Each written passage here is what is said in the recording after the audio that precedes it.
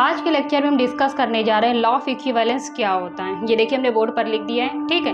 Law of equivalence, इसके बारे में आज हम डिटेल में डिस्कस करेंगे कि ये कॉन्सेप्ट हमें क्या इन्फॉर्मेशन देता है, ठीक है। तो लॉ ऑफ इक्विवेलेंस एक ऐसा कॉन्सेप्ट है, अगर आप ये सीख लेते हैं तो आपको न्यूमेरिकल सॉल्व करने में बहुत ही आसानी हो जाती है। हमने कुछ स्टेटमेंट लिखे हैं लॉ ऑफ इक्विवेलेंस के, वो आपको हम क्या करेंगे बाद में आपको नोट कर लीजिए आराम से। पहले आइए इसे समझा देते हैं। लॉ ऑफ इक्विवेलेंस हमें क्या बताता है? लॉ ऑफ इक्विवेलेंस हमें बताता है कि जैसा कि आप जानते हैं अच्छी तरह से, किसी भी केमिकल रिएक्शन में जो रिएक्टेंट के जितने भी ग्राम इक्विवेलेंट रिएक्ट करते हैं, जो जितने ग्राम इक्विवेलेंट रिएक्ट करते हैं उतने ही ग्राम इक्विवेलेंट हमारा प्रोडक्ट क्या होता है, प्रोड्यूस होता है। ये लॉ ऑफ इक्विवेलेंस हमें बताता है। ये तो इसका सिंपल सा स्टेटमेंट है। आइए अब इसे समझते हैं। जैसे कि मान लीजिए आप कोई भी केमिकल रिएक्शन हो रही है, ठीक है, तो उसमें रिएक्टेंट भी होता है और प्रोडक्ट भी होता है कि नहीं होता है। ये देखिए हमने यहाँ पर एक केमिकल रिएक्शन लिख दिया, ठीक है। ये एक सिंपल सी केमिकल रिएक्शन है। तो इसमें देखिए कितने रिएक्टेंट है, 2 रिएक्टेंट है, और जो हमारा जो प्रोडक्ट बना है वो भी 2 प्रोडक्ट बना है, ठीक है। इसमें क्या होता है, जो रिएक्टेंट रिएक्ट करता है और हमारा प्रोडक्ट क्या होता है, प्रोड्यूस होता है। तो लॉ ऑफ इक्विवेलेंस हमें क्या बताता है? लॉ ऑफ इक्विवेलेंस हमें बताता है रिएक्टेंट के जितने भी ग्राम इक्विवेलेंट आपस में रिएक्ट करेंगे उतने ही ग्राम इक्विवेलेंट हमारा प्रोडक्ट क्या होगा, प्रोड्यूस होगा। तो जैसे कि हम मान लेते हैं यहाँ पर, चलिए आइए अब हमें नहीं जैसे हमने जो अभी आपको समझाया, देखिए वही यहाँ पर ऊपर पहली वाली लाइन में देखिए लिखा है। हमने क्या किया, जितने ग्राम इक्विवेलेंट रिएक्टेंट आपस में रिएक्ट करेंगे उतने ही ग्राम इक्विवेलेंट हमारा प्रोडक्ट क्या होगा, प्रोड्यूस होगा। उसे हमने देखिए स्टेटमेंट में लिख दिया है यहाँ पर, gram equivalent of each reactant reacted is equal to gram equivalent is product produce. पहली स्टेटमेंट तो आपको समझ में आ गई होगी, ठीक है। अब हमने देखिए इसे भी समझा दिया। तो अब मान लीजिए आपको इसके ग्राम इक्विवेलेंट पता है और इसके भी ग्राम इक्विवेलेंट पता है, ठीक है। हमने मान लीजिए इसके ग्राम इक्विवेलेंट कितने हैं, 5 हैं। इसके ग्राम इक्विवेलेंट कितने हैं, मान लिया 3 हैं, ठीक है। ये इसके ग्राम इक्विवेलेंट है। लेकिन आपको बताइए इन दोनों में से कम ग्राम इक्विवेलेंट किसके हैं? रिएक्टेंट बी के ग्राम इक्विवेलेंट कम है। तो ये हमारा क्या होगा, लिमिटिंग रीजेंट होगा। तो लिमिटिंग रीजेंट के अकॉर्डिंग ही हमारी क्या होगी, कैलकुलेशन होगी। जितनी भी कैलकुलेशन होगी वो लिमिटिंग रीजेंट के अकॉर्डिंग ही होगी। ये लिमिटिंग रीजेंट है, आपको कैसे पता चला? तो आप देख सकते हैं इसके 5 ग्राम इक्विवेलेंट है। आपने मान लीजिए इसके 5 ग्राम इक्विवेलेंट है इस रिएक्टेंट के, और इस रिएक्टेंट के जो ग्राम इक्विवेलेंट है कितने हैं, 3 हैं। इसके रिस्पेक्ट में मान लीजिए जो बी के जो ग्राम इक्विवेलेंट है ए के रिस्पेक्ट में कम है कि नहीं है। तो ये बी क्या है, बी एक लिमिटिंग रीजेंट है। तो जितनी भी कैलकुलेशन होगी जो हमारा प्रोडक्ट बनेगा या फिर अदर भी कोई भी कैलकुलेशन होगी, जब हम न्यूमेरिकल लगाएंगे तो उस लिमिटिंग रीजेंट के अकॉर्डिंग ही हमारी कैलकुलेशन होगी, ठीक है। उसे ही देखिए यहाँ पर स्टेटमेंट के फॉर्म में यहाँ लिख दिया है, least gram equivalent is limiting reagent, all calculation are done according to limiting reagent, बस, ठीक है। ये भी हमने स्टेटमेंट आपको समझा दिया। तो चलिए आइए अब मान लीजिए इसके कितने ग्राम इक्विवेलेंट है, 3 ग्राम इक्विवेलेंट है, इसके 5 ग्राम इक्विवेलेंट है। तो ये लिमिटिंग रीजेंट है। तो इसके अकॉर्डिंग हम क्या करते हैं, अपना प्रोडक्ट को फाइंड करने की कोशिश करते हैं। तो हमारा प्रोडक्ट है वो कितना फाइंड होगा, ठीक है, कितना प्रोड्यूस होगा, हमारा जो प्रोडक्ट है वो कितना प्रोड्यूस होगा। तो जो 3 ग्राम इक्विवेलेंट है वो क्या करेगा, ए के पास कितने ग्राम इक्विवेलेंट है, 5 ग्राम इक्विवेलेंट है। लेकिन ये लिमिटिंग रीजेंट होने की वजह से जो हमारी जितना भी जो प्रोडक्ट बनेगा उस लिमिटिंग रीजेंट की वजह से बनेगा। तो 3 ग्राम इक्विवेलेंट क्या करेगा, ए रिएक्टेंट के 3 ग्राम इक्विवेलेंट के रिएक्टेंट के साथ ही रिएक्ट करेगा। ये 3 ग्राम इक्विवेलेंट है। तो ये क्या करेगा, ये जो रिएक्टेंट है, रिएक्टेंट के पास कितने ग्राम इक्विवेलेंट है, 5 ग्राम इक्विवेलेंट है। तो ये 5 ग्राम इक्विवेलेंट के साथ नहीं, ये इसके 3 ग्राम इक्विवेलेंट के साथ रिएक्ट करेगा। ये क्या करेगा, जब 3 ग्राम इक्विवेलेंट इसके 3 ग्राम इक्विवेलेंट के साथ रिएक्ट करेगा तो जो हमारा प्रोडक्ट बनेगा वो कितना बनेगा, वो भी 3 ग्राम इक्विवेलेंट बनेगा। जो डी हमारा जो प्रोडक्ट बनेगा वो भी 3 ग्राम इक्विवेलेंट बनेगा। मतलब सभी के अमाउंट क्या होंगे, बराबर होंगे। जितने ग्राम इक्विवेलेंट यहाँ पर रिएक्ट करेगा उतने ही ग्राम इक्विवेलेंट हमारा क्या होगा, प्रोडक्ट प्रोड्यूस होगा। जैसे हमने देखिए स्टेटमेंट के फॉर्म में भी लिख दिया है। क्या लिखा है, देखिए इसमें क्या होता है, ग्राम इक्विवेलेंट ए रिएक्ट, ग्राम इक्विवेलेंट ए रिएक्ट करेगा, जितने भी ग्राम इक्विवेलेंट रिएक्ट करेगा, कितने करेगा अभी हमने आपको बताया है।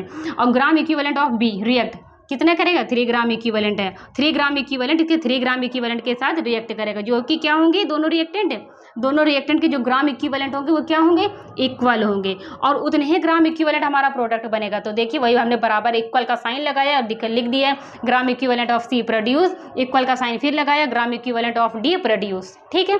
आपको समझ में आ गया होगा। हमने बहुत ही सिंपल तरीके से लॉ ऑफ इक्विवेलेंस आपको समझा दिए हैं। हर एक छोटी से छोटी बात जो हमने बतानी थी वो यहाँ पर पहले से लिख भी दी थी और आपको यहाँ पर डिटेल में समझा भी दिया है, ठीक है। लेकिन चलिए आइए एक बार और रिकैप कर देते हैं, ठीक है, जिससे कि आपको कहीं पर ये ना हो कि हमें समझ में नहीं आया, ठीक है। तो लॉ ऑफ इक्विवेलेंस हमें क्या बताता है? लॉ ऑफ इक्विवेलेंस हमें बताता है किसी भी रिएक्टेंट के जितने भी ग्राम इक्विवेलेंट रिएक्ट करता है उतने ही ग्राम इक्विवेलेंट हमारा क्या होता है? प्रोडक्ट प्रोड्यूस होता है। तो हमने देख लिया यहाँ पर इसके 5 ग्राम इक्विवेलेंट है, इसके 3 ग्राम इक्विवेलेंट है, मान लिया।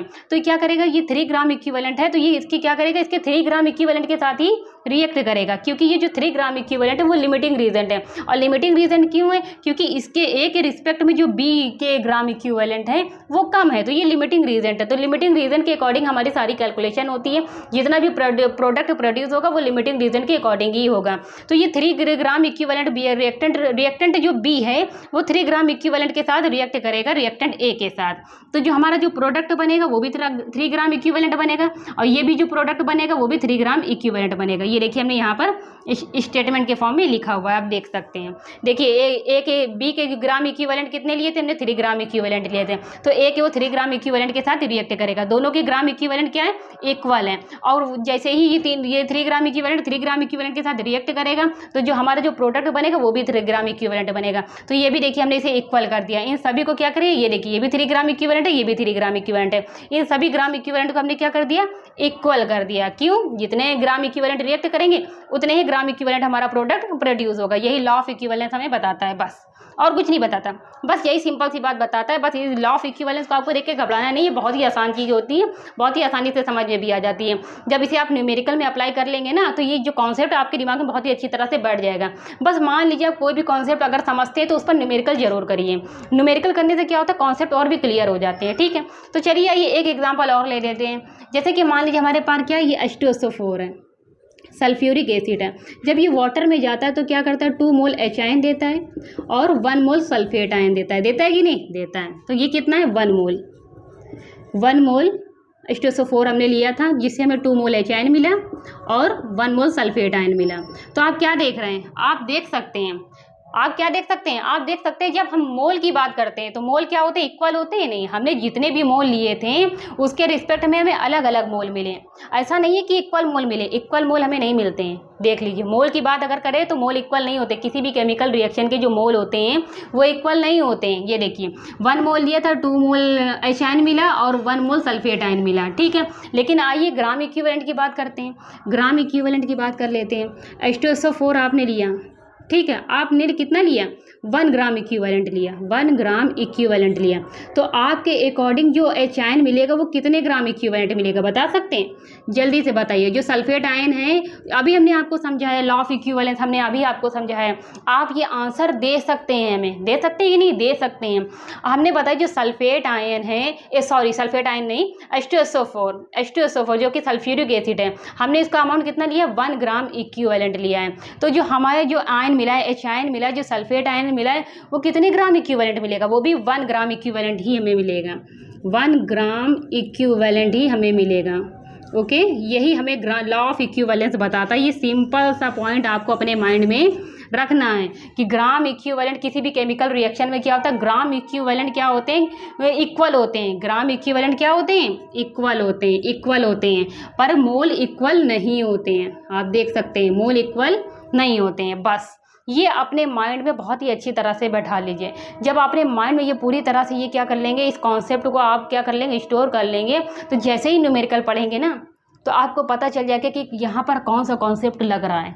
ठीक है, हम इसीलिए पहले से समझा देते हैं। जो न्यूमेरिकल हमें करवाना होता है उससे पहले उस न्यूमेरिकल की थ्योरी को समझा देते हैं, जिससे कि आपको न्यूमेरिकल में आसानी हो। ठीक है, आइए एक बार और रिकैप कर देते हैं। क्या रिकैप कर देते हैं? इसको रिकैप कर देते हैं कि आपको समझ में आ गया।